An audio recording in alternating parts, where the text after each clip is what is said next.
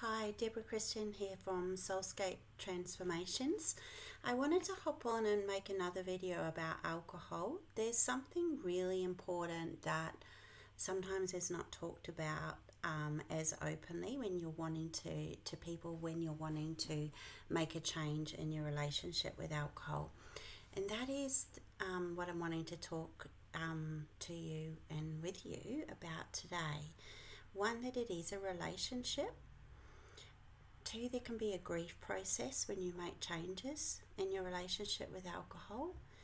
And how important it is to know your why you're wanting to make a change with it, and what the positives, what the benefits have been for you drinking. Sometimes they can be different at this stage than they were at the beginning, but to really understand and know that, because if you're going to take something away or vastly reduce it and want to maintain that, you've got to be able to replace those needs that were being met by the alcohol. Does that make sense? And also, most people know the negatives, but to really look at them, as well as the financial cost, if that is a factor, and what the benefits for you of making a change are going to be. Because when you really understand them, that can really help you keep going when the cravings can be difficult in that first 3 months, especially the first month. So let's get started, shall we? So talking about a relationship with alcohol, like what does that mean to you?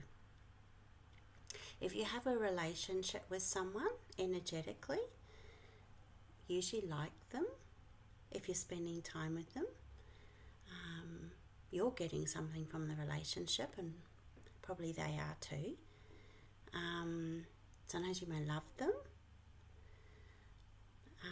and they're fulfilling a need sometimes for something in you. So when you think about alcohol, or they're helping you in some way. So when you think about alcohol in that term, especially if it's been there in your life for decades or many years, and for some of us it was daily contact with someone, sometimes for many hours, for many years, or many hours a week, there is a grief process that can be with the change. Even if you really hate it now, want to get rid of it, don't want to see the back of it, it has been filling a need, or many needs. Might not just be the taste of it that you like. Some people, once you start to talk about it, many people start to realize it's way deeper than just the taste of it or a habit. So I want to talk about that and just raise awareness of the fact that as much as most people start to feel benefits within the first 2 to 3 weeks of reducing their use, especially the first month or 6 weeks, really start to feel some benefits of making a change. It can also be a sadness at letting go something that has filled that spot. If you've been drinking, between 5 at night and 9, 10 at night, you may have watched TV but be drinking, and suddenly it's gone. If you're abstaining, say for a health reason, and you need to stop straight away and you've had a detox, to not have it there, for many people that's what an unexpected thing. So to be gentle on yourself, to be easy on yourself, to have not plan lots of social activities or things where you're going to have demands put on you, just like if you were grieving a real person or a pet. For many people, it is as strong as grieving a loss of someone. Some people might be quite shocked at that or even offended by it, but I'm sorry, it's the truth for some people. It is a pain in their life, as big a loss, despite harms it may have been causing them. So just give yourself permission to grieve if you need to, whether you need to journal or diary or whatever you need to do to get through that. And going through this process of really looking at the benefits you're getting from reducing or not drinking can also help you focusing on not so much the loss, but when you feel the loss and you're grieving it, also really picturing yourself and how things are going to be when you've regained your sleep, when you don't have insomnia, when your relationships may have improved, or you have more finances, where you're more emotionally available for your children, and you're able to maybe not have their some people have circular legal issues with their drinking. It can be different for everyone, so really focusing on the benefits that you're going to be feeling, and picturing that and just having that in your mind. So let's talk a little bit around what the positives are for many people, what they say for drinking. What comes to your mind if you had a notepad and pen there now to write down what the positives are for you from your drinking? What would you say they are? Some people automatically say the taste, and some people hate the taste. No, I don't drink for the taste at all. I hate the taste of alcohol, but it's the numbing effect. Because it's a depressant and a sedative. It's a numbing effect, especially if there's past trauma, past pains, recent loss. Sometimes alcohol use can escalate.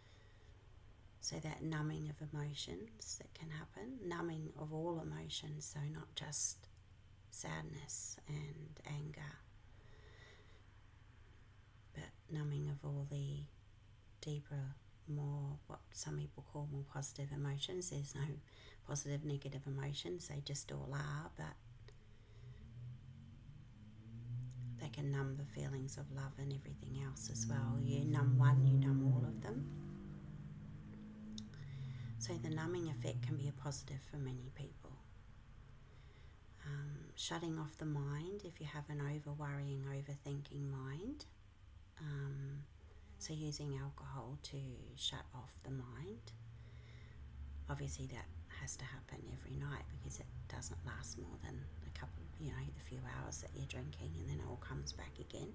So it's a very temporary solution, but at the end of the day, many people have found it's become the solution because it does have that short-term effect. So stopping over worrying, overthinking, numbing, they're big ones for a lot of people. Liking the taste we've said. What other ones can you think of?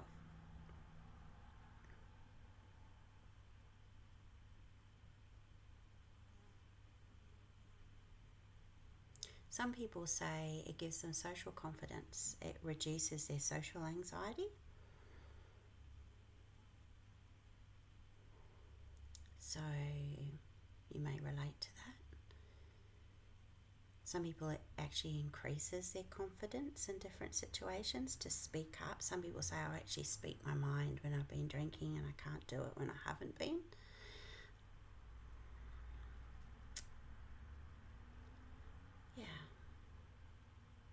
What other things, what other positives could there be?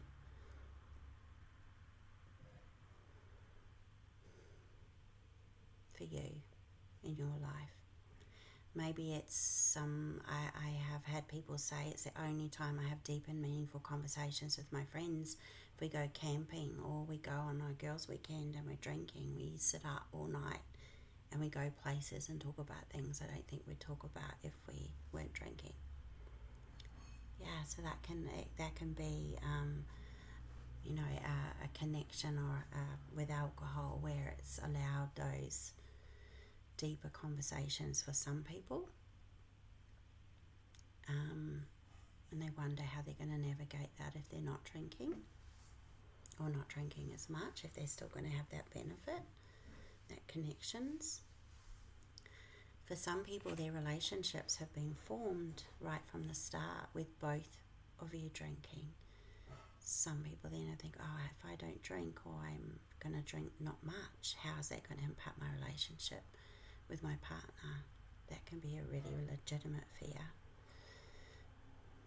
And how am I even going to reduce it, or if my partner's drinking heavily at home? That can definitely make it a lot harder. Not impossible, but a lot harder. But yeah, have any of those positives of drinking resonated for you? Do you know what? So many people have also said to me, it's probably kept me alive at times. It's probably been the reason I drank, knocked myself out when I was suicidal, and it got me through when maybe other people weren't there for you that you expected to be or hoped to be for whatever reasons, but alcohol was. So can you see that they're all legitimate needs that the alcohol's been filling? Like wanting to feel socially confident, wanting to be connected deeply and in a meaningful way to other people, wanting to not over worry and overthink, wanting to be able to slow the brain down, wanting to be able to cope with painful emotions if you don't have other strategies or no other ways that feel effective, wanting a break from feeling them when you're overwhelmed with them, if you've had a lot of things happen in your life all at once, and just liking the taste and liking to socialise and bond and over, special anniversaries and special times, being able to have a drink and bonding with people. Yeah. So they're all legitimate needs, aren't they? So we need to find other ways to meet them if you're going to maintain making these changes longer term and you don't want to go back to using alcohol all the time. Okay, so you may have some others there that I haven't mentioned, and that's okay. I have written a list at one time and I had multiple, but I'm just going off the top of my head at the moment, and that's okay. But it's important for you to know them as long as you do, because then you can start to think about, well, how am I going to meet this need? Oh, another big one I haven't mentioned, boredom. People say I'm alone, I'm sitting alone. People say I sit alone in the house in my lounge at night. I get bored. There's all these hours to fill in. Or I lost my job and I'm bored. It wipes away all the drag of the time. Or I've got family, but they're all in their own rooms doing things. And again, it stops the loneliness. Helps me not feel so lonely. I like the buzz. I just like the euphoric sensation of those first few drinks. Yep. Okay, let's go on to the negatives. What negatives has alcohol caused? Probably one of these is what's brought you to watching these videos, or perhaps brought you to wanting to make changes in the past. But what's been the trigger recently that's got you thinking about making some changes again for you? For some people, it's the cost. The cost, especially if they've lost a job, reduced hours, been unwell. Some people, it's health. Their liver function tests are not good. We've got other health conditions. Doctor said you need to stop drinking or reduce your drinking. So it could be negative impacts on your health. Like I mentioned in the first video, the healthy guidelines around drinking that the Medical Association endorses is here in Australia is because there's 9 different cancers that alcohol directly contributes towards or causes. They think that 30% of breast cancers in women, in some studies, they believe that alcohol is a causative contributor factor. But all other cancers, bowel, stomach, breast,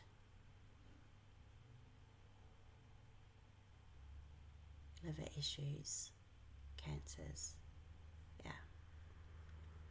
So it could be a health reason, or you could have gout or other inflammatory. You want to cut the alcohol back to see if that's making a difference. A lot of alcohol stops a lot of medications working effectively. Some of them up to 80% stops them working. So if you've been on an antidepressant for a long time and you think, I've tried, it's not working, but you're drinking every day, you may find that it will work if you stop the drinking.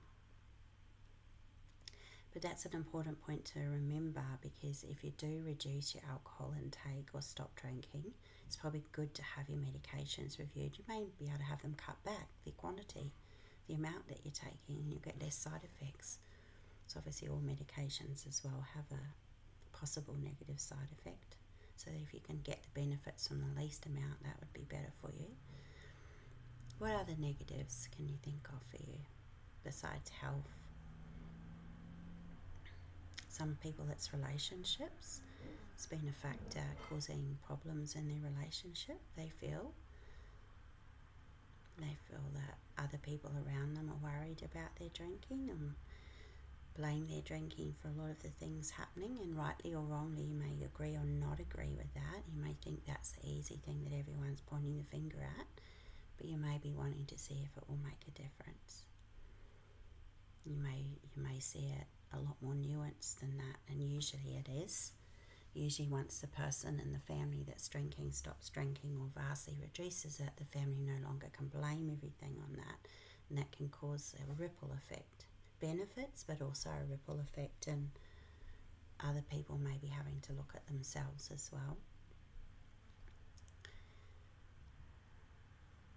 So people sometimes do it for relationships. If a new partner doesn't drink or doesn't like heavier drinking, it could be legal issues I mentioned before, whether it's drink driving or other things. Some people say, whenever I get in trouble, alcohol's always involved. I want to cut the alcohol out and not have this in my life anymore, and that's fair enough.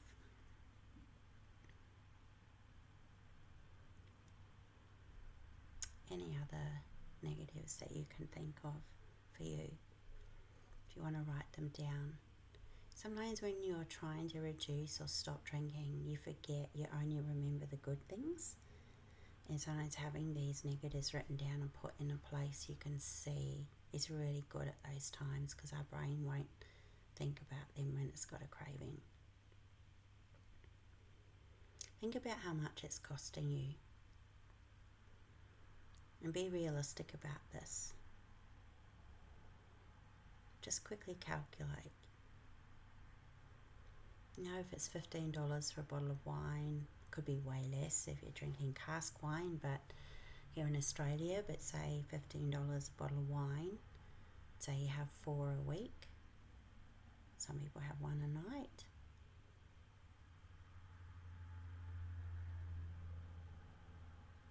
What could you do with that $100 a week? Let's say it's $100 a week. It's $400 or $500 a month. That's $6,000 a year. What could you do with that money instead? If that's a motivating factor for you. Some people it won't be at all. It doesn't matter. It doesn't impact them on their incomes. But for you it may be. And how could you use that money that you're saving as you're reducing? I'd really encourage you, if it is a motivating factor for you, the financial cost, is the money you would have spent on alcohol, put it aside. If you would be going to the bottle-o or doing an online order 2 or 3 times a week, put that money that you would have spent in a separate account. And then plan. Some people like reward yourself for the changes you're making. Some people might like those rewards quickly, like weekly, every week. They're going to have a massage, or they're going to buy a new pair of shoes that they've wanted, or going to plan a holiday or a meal for all their family that they might not have done. Or pay off something, or buy a new fridge, or whatever it is. Plan it all out. Maybe even a bigger, longer term goal. That may be motivating for you. But yeah, spend a bit of time in writing down the negatives for you. I would encourage you to do that. Okay, so what's been the trigger for you wanting to make changes now, this year, for you to think about it? Has there been a trigger? Has something happened? Think about that. And then think about the benefits that you think you'll get from making this change.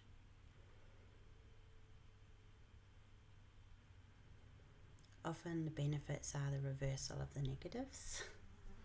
Saving money, calculating that, better relationships, if it's impacted them negatively, or it could be a fear. What fears do you have of making a change? Oh, if I don't drink, am I going to have bonding with my partner? When are we going to talk if they drink and I don't drink? Are you hoping for better health, less inflammation, clearer mind, better sleep, not getting up to pee? Actually, on sleep, that is a negative for many people. People go, alcohol helps me sleep. They put that in the positive, so it helps you get off to sleep, knocks you out. But something that's a lot of people don't realise is that alcohol actually prevents or reduces the amount of REM sleep you're getting in the night, so you don't wake up refreshed. Your brain hasn't had that restorative, refreshing sleep to the same degree as if you don't drink. Because depending on how much you drink, if you're drinking a lot, again, this isn't, you can't put a specific amount on it. You would know from your own experience. It will either stop the REM sleep altogether, or you'll have fewer episodes of REM sleep. You won't go as deep and it won't last as long. So you're not getting the restorative sleep. So that can be a benefit of making the change, is just people go, I must just wake up. I've got energy in the mornings. I'm not late for work. I've got energy. I'm clearer in the head. And that can be a surprising benefit for some people. They didn't realise, if they've been using it for decades, how clouded it made and how slowed down their thinking.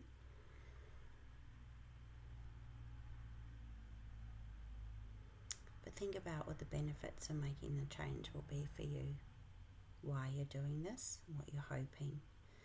Some people, it's like, I just don't like being controlled by something. I don't like that every holiday I do or every trip I do, I've got a plan to bring alcohol, to get alcohol. When am I going to stop? When am I going to be able to have a drink? So I want to be able to just drink on special occasions when I want to, but say no other times. And some people can use a lot of these moderated tips and can learn to do that and reduce. And other people try it, but they go back to binging and not being able to do it. And then they may need to make a decision whether it's right for them to not drink at all. There's no hard and fast blanket rule. I've seen plenty of people, very heavy drinking, moderate down to having alcohol-free days and doing fine and maintaining it with occasional slip-ups of binging, but successfully pull back, because we've talked about recommitting after a slip-up and how to get back on track and what to expect when you've slipped up in relation to increased cravings and things, so they know what to do and they've got a plan, who to ring, who to get support from, what to do. But other people try it and they very quickly fall back into, once they start drinking again, or they find they're binging too much and they want to stop. But only you can make that decision. So it's so individual and so unique, and a lot of it is on why you're drinking. Some people say the benefits is I no longer want to drink to cope with my emotions, to cope with stress, to cope with sadness, to cope with loss. I just want to drink I want to only drink on social occasions, not by myself at home to numb myself. And that can be a really important factor for some people. They say, I want to be able to use alcohol in a different way and have a different relationship with it. And so only you can know that. And maybe you don't know now, but this conversation and me raising these things is something you may have thought about already, but for you to really start to think about, and the answers will unfold. Some people have to try things to know if they'll work for them, and other people go, I don't want to, and that's okay. It's what works for you. Hey, because we all have to take that. We're all living our own life. What makes you happy? But yeah, so hopefully that's been a bit helpful. Often people come in and everyone around them, friends and family, think they've got a problem, and they may think, yeah, I can see it has some negatives, it's costing too much, whatever, but I don't think I've got a problem. So what are some red flags that maybe you may be becoming dependent on alcohol? And being dependent on alcohol, not everyone thinks that's a problem. So again, this is where it's so individual, and I can't say, yes, you have a problem if this and this is happening. Only you can say that. None of us like being told what to do, but you're the one who is living your life. So what are some of the potential red flags that may indicate you're physically dependent on alcohol, if you'd like to know them? So one of them can be that you are experiencing negatives from it that are not nice, but you're unable to stop. You've tried to stop or reduce and you're not able to, or you're able to for a little while, a few days or a few weeks, and then gets back again and you're still getting the negatives and you keep drinking. That can be a red flag that you're dependent on it. Another thing can be that friends and family who love you are saying, I think you might have a problem.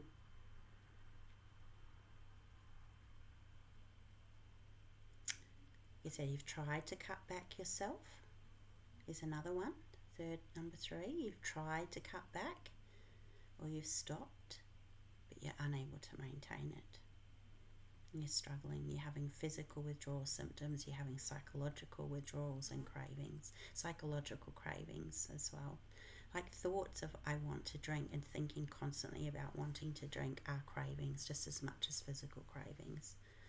We can talk about that another time on the reward system in the brain and how it's set up and how alcohol impacts it differently than natural rewards that our body produces those feel-good chemicals for, and why that makes it so difficult. And it's not all about just willpower then.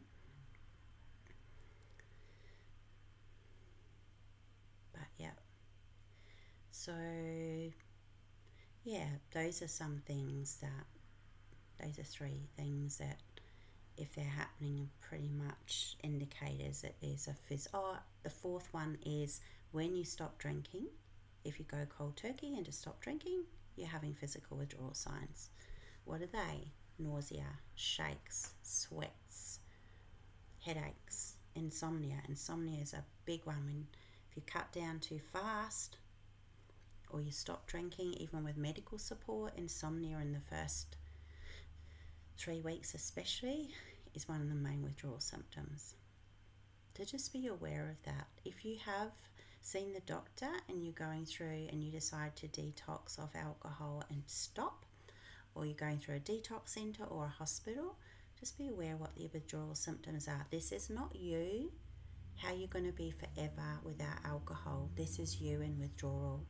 So if you can just remember that when you're going through this, and hopefully you've got medication to support you because you've had a proper assessment.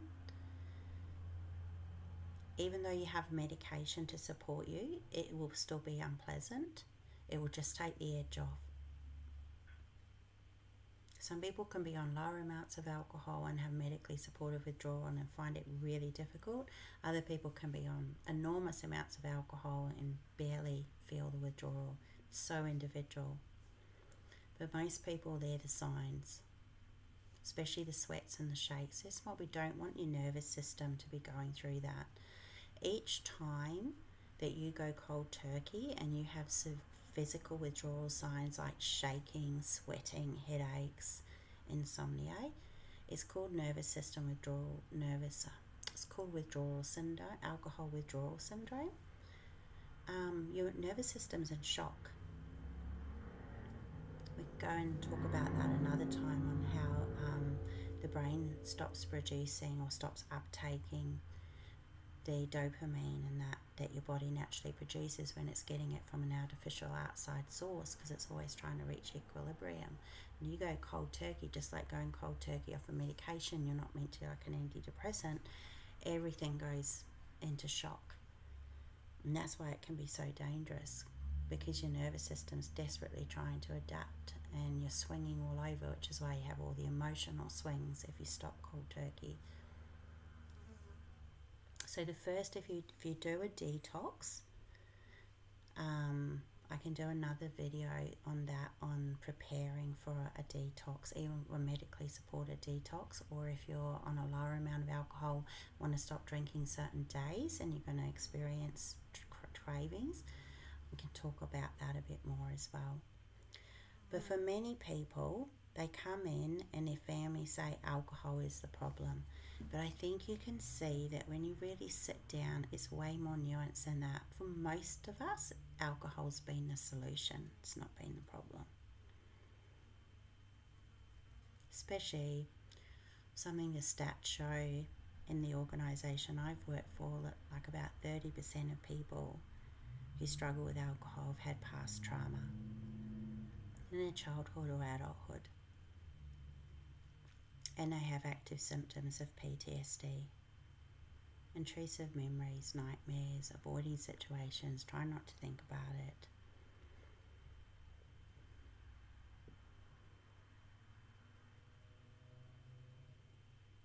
So yeah, anytime you're going to make a great big change, making a big change is something that's been in your life for years or decades. Most other people don't realise how hard it is. I think people can relate to things like if you're going to add something to your life, like going to the gym every day, how many gym memberships get made at the beginning of the year.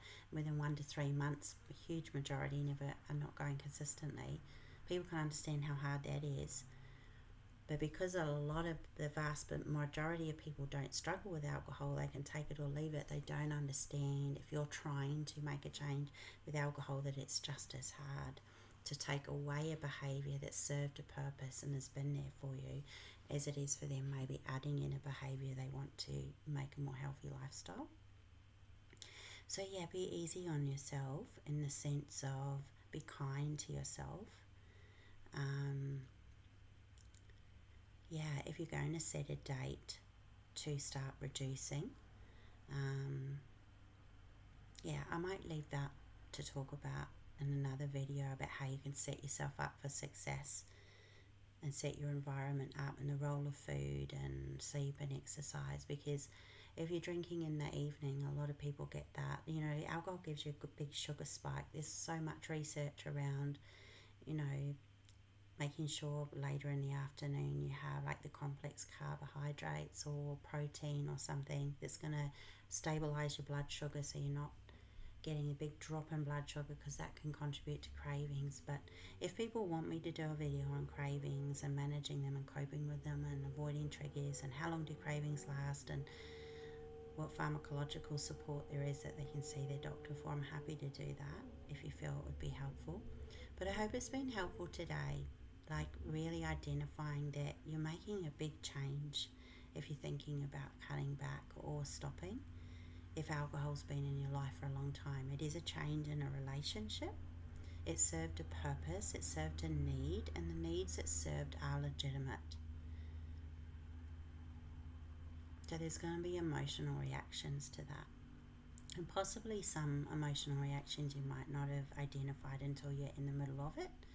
And that's where having someone to talk to or support can be most helpful to maintain the change, help you maintain the changes.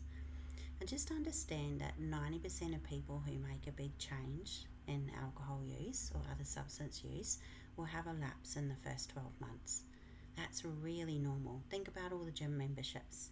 How many people say, I'm going to go 5 days a week? And how many times are they going 5 days a week every month? In month 1, 2, 3, 4. It's not happening, is it, for most people? So 90% of people lapse. It's not the lapsing that's the problem. I really want you to listen carefully to this. It's not the lapsing that's the problem. It's the recommitting after the lapse. It's not having that, okay, I failed. I'm never going to be able to do this. I'm not strong enough. There's something wrong with me. And giving up and going back to how you were drinking before. Is if you can have a plan, like understand it's the sooner that you can pick up after you've had a lapse, or if you've not stuck to the plan for reducing, the sooner you can get back onto it And I could do a whole video on that and what can help with that. If you slip up or have a lapse, there's so much that you can do to get back on track quickly and be really conscious about it. Because it's not like day one, decide to change your relationship with alcohol, follow the plan, 3 months or 4 months, yay, we're here. It's usually like this big messy ball of string, and you might go forward and go back and then go sideways and then stay the same and then go whoa and then go sideways and then go whoa and then come back. But as long as you're heading in the same direction, I don't know if you've heard that term, falling forward. And you start here and you go do do do do do, and you might slip up, boom, you get up again. You're not back here, are you? You're still going. You're still not where you were back there. Even if you go back to the same level of drinking for a week and then you keep going, you're still heading in the direction. So if you had a graph, you're still heading in that direction. And that's why it's really important to track and record your use of standard drinks. Because if you look back in over 3 months, and you might go, I've lapsed 5 times in 3 months, I'm terrible. But you were starting off on 15 drinks a night, 2 bottles of wine. You're on 1 bottle, and you're actually on some days you've had maybe 3 lapses, but in 3 months that's 100 days, nearly 90-100 days. You might have had 5 days that you've drank. So you've got to look at it like that. Not, I've lapsed, so I'm hopeless, I'm no good. It's how you look at it. So it's looking at it from what you're achieving, and you need to record your use to see that. Because as humans, we tend to focus on what we're not doing, but we want to reverse that and focus on what you're actually doing and making the goal small and achievable. But that's another whole thing to talk about. So I hope it's been helpful for you to identify the needs that the alcohol's been meeting and start to think about how you can meet those needs and what strategies and that. If a lot of it is around coping with social anxiety, increasing confidence, stopping over worrying, happy to do videos on those too. There's a whole range of things. You probably already know a lot of things that you're doing that you'd like to maybe start doing again or doing more frequently. But let me know if this has been helpful. If you'd like more information, if you want to ask me any questions, I'm here. I'm more than happy to answer them. All the best. Thanks.